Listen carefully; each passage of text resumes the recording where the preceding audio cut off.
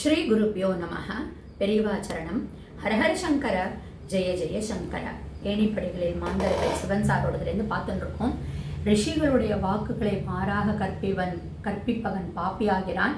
அசுரர்களை பாதகர்கள் போல நினைப்பவன் பாமரன் ஆகிறான். விஷ்ணுவை ஜகத்திற்கு அதிபதி என்று அறிந்தவன் விவேகியாகிறான் அப்படிங்கிறத பார்த்தோம். அப்புறம் என்ன சொல்றார் அப்படின்னா, சிவனை சப்த மண்டலத்திற்கு அதிபதி என்றவன் சாது அப்படிங்கிறார். இப்பதான் நம்ம பார்த்தோம்.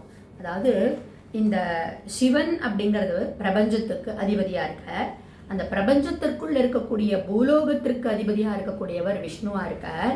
இப்ப இந்த சப்த மண்டலத்துக்கும் அதிபதியா இருக்கக்கூடிய சிவன் அப்படின்னு நினைக்கிறவங்க சாதுவாயிடுறா.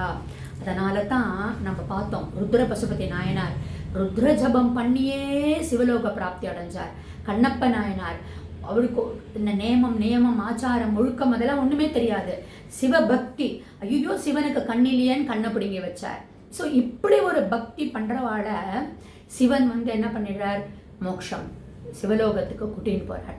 இதை நம்பி இதை புரிஞ்சுண்டு பஞ்சாட்சரத்தையும் விஷ்ணு நாமாவையும் சொல்லக்கூடியவன் சாதுவாகிறான் அப்படிங்கிறார். அடுத்தது, மகத்துவத்திற்கு தவமேற்ற ரிஷிகள் புராண விவேகி ஆகிறார்கள். அதாவது ஒரு ஒரு மகத்துவத்தை கொண்டு வரணும் அப்படின்னு தவம் பண்றா இல்லையா அந்த ரிஷிகள், அதை புரிஞ்சுண்டு இருக்கக்கூடியவா விவேகியாரார். ஏன்னா இப்போ இந்த மாதிரி அவள்லாம் இந்த ரிஷிகள்லாம் தவ வலிமையினால நம்மளுக்கு கொடுத்த தர்மசாஸ்திரங்களையும் மனு நீதிகளையும் நம்ம ஃபாலோ பண்றதுனால தான் நம்ம இந்த பாவ மூட்டையை கழிக்க முடியும் அப்படிங்கிற பார்த்தோம். இதை புரிஞ்சுண்டவன் விவேகி ஆயிடுறான் அப்படிங்கிற. அடுத்தது, விஷ்ணுவை வீழ்த்த தவமேற்ற அசுரர் புராண விவேகி ஆகிறார் அப்படிங்கிறார். அடுத்தது, விஷ்ணுவாலேயே வெல்லப்பட்ட அசுரர் பரம விவேகி ஆகிறார் அப்படின்றார். இந்த இடத்துல எக்ஸ்பிளைன் பண்ற போச்சு இன்னொன்னையும் சொல்லிட்டு சொல்றார், ஈசனால் உயிருடன் மறைந்து விடவும் படுபவர் மகான். இந்த மூணுத்துக்கும் சிவன் சார் எக்ஸ்பிளைன் பண்ற போச்சு இந்த ராவணனுடைய மகிமையை அவ்வளோ ஸ்லாகிச்சுன்னு சொல்றார். இப்படி என்ன அப்படின்னா, நம்ம பார்த்தோம் அசுரர்கள் அப்படிங்கிறவா தேவர்களுடைய தாயாதி அப்படிங்கிறத பார்த்தோம். அவ மூர்க்கமாகவும் பேராசையாகவும் இந்த உலகத்தையே என்னுடைய அடிமையாக்கிக்கணும்னு நினைக்கிற அந்த குணத்தினாலேயும் தான் அவ அசுர தன்மை ஆயிடுறா. இப்போ நீங்க ராமாயணத்துல பார்த்தீங்கன்னா ராவணன் மாதிரி ஒரு சிவ பக்தி உள்ளவனை நம்ம பார்க்கவே முடியாது. இன்னும் என்னன்னா, அவன் மருத்துவ சாஸ்திரத்துல அவ்வளவு டேலண்டடா இருக்கானாம். அதுவும் இல்லாம வானவில் சாஸ்திரம், இப்போ புஷ்பக விமானத்தை எடுத்துட்டு அவன் போறான் அப்படின்னா அந்த ஏரோப்ளேன் மாதிரி அந்த டிராவலிங் அந்த மோடு தெரியணும் இல்லையா, டிரான்ஸ்போர்ட்டேஷன் அந்த இது தெரியணும் இல்லையா அவனுக்கு. எப்படி அவன் போறான், சீதாவை அபகரிச்சுண்டு அவன் புஷ்பக விமானத்தில் தன்னுடைய லங்காய்க்கு போகிறான் அப்படின்னா அந்த ரூட் தெரியணும் இல்லையா. அப்போ அந்த வானவில் சாஸ்திரம் அவனுக்கு அத்துப்படி ஆனதுனால தானே அவன் எடுத்துன்னு போக முடிஞ்சான். ஸோ இப்படி ஒரு சிவபக்தியாகவும் ஒரு யாழ் வீணை வாசிக்கிறதுல ஒரு ராவணன் மாதிரி ஒரு டேலண்டட் பர்சன் கிடையாது. இது இப்படி நம்ம ஏன்னா நம்மளுக்கு தெரியும், விஸ்வரஸ் கைகேசி அப்படிங்கிறவாளுடைய குழந்தை தான் ராவணன்.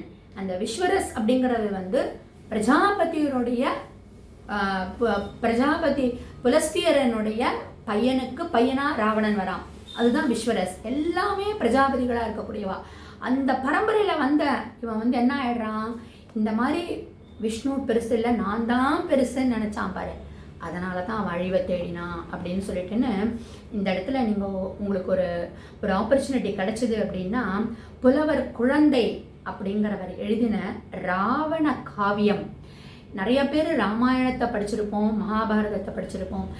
அதே மாதிரி இவருடைய ஹிந்தியில் ஊர்மிளாவை பற்றி எழுதியிருப்பார். நிறையா சீத்தையை பற்றி தான் நம்ம பேசுகிறோம். ஆனால் லக்ஷ்மணன் இல்லாமல் ஊர்வசி எப்படி தன்னுடைய ஊர்மிளா எப்படி தன்னுடைய காலத்தை கிடைத்தனா 14 வருஷம் அப்படின்னு ஊர்மிளா சரித்தம்னு ஒரு புக்கு, ரொம்ப காவியம், ரொம்ப நல்ல காவியம். அது எனக்கு ஞாபகம் இருந்தது அப்படின்னா அது ஜெய்சங்கர் பிரசாதோடதுன்னு நினைக்கிறேன். I am not sure about the author. அதே மாதிரி ராவண காவியம் அப்படின்னு இந்த புலவர் குழந்தையோடைய இதில் பார்த்தேன்னா அந்த புக்கை பார்க்க வேண்டிய ஒரு ரெஃபரன்ஸ் பார்க்க வேண்டிய போது அதில் எப்படி ராவணனை பத்தி சாதிச்சு எழுதியிருக்காரு. அவனை மாதிரி ஒரு சிவபக்தி அவன், அதனால தானே மகாவிஷ்ணு கையாலே அவனுக்கு பரமபதம் கிடைச்சது இல்லையா? எத்தனை அசுரர்களுடைய வதம் நடந்தது இல்லையா? அவ அத்தனை பேருக்கும் ஒரு மகாவிஷ்ணுவோடைய கையில ஒரு அவளுடைய இறப்பு வந்திருக்கு அப்படின்னா அவ என்ன பாக்கியம் பண்ணியிருக்கான், நல்லவா தான். ஆனா அந்த dominant of the bad qualities ஆனதுனால தான் அவன் அந்த மாதிரி ஆயிடுறா. இதை புரிஞ்சுட்டோம் அப்படின்னா நம்ம விவேகி ஆயிடுறோம். தங்களை பிரைஸ் பண்ணாத மகரிஷிகளை அசுரர்கள் எனிமி நினைச்சுட்டா. அதனால அந்த பரம்பொருள்னால அப்பாயிண்ட் பண்ண பூலோக ரக்ஷகரான மகாவிஷ்ணுவோடைய அவதாரங்கள் எடுத்து இந்த அசுரர்களை எல்லாம் வதம் பண்ணி அவளோட பகவானோட கையாலேயே அவளுடைய ஒரு பரமபதம் அடையறா அப்படின்னு சொன்னா நந்தனார், ஸ்ரீதரையாவாள், கோவிந்த தீட்சிதர் இவெல்லாம் பூத உடலோடையே சிவலோக பிராப்தி அடைஞ்சா. அதுதான் சொல்றார், ஈசனால் உயிருடன் மறைந்து விடவும் படுபவர் மகானாகிறார்கள். அதனால தான் நந்தனார் மகானாயிடுறார், ஸ்ரீதரையாவாள் மகானாயிடுறார், கோவிந்த தீட்சிதர் மகானாயிடுறார், ஓங்கார ஒலியில் லைப்பவர் துறவியாயிடுறார் அப்படின்னு இந்த சர்வம் விஷ்ணுமயம் ஜகத் அப்படிங்கிறத நினச்சிண்டா இதை புரிஞ்சுட்டோம்னா அவள் விவேகியாயும் சாதுவாகவும் ஆக முடியுங்கிறத சிவன் சார் ரொம்ப எக்ஸ்பிளைன் பண்ணியிருக்காரு.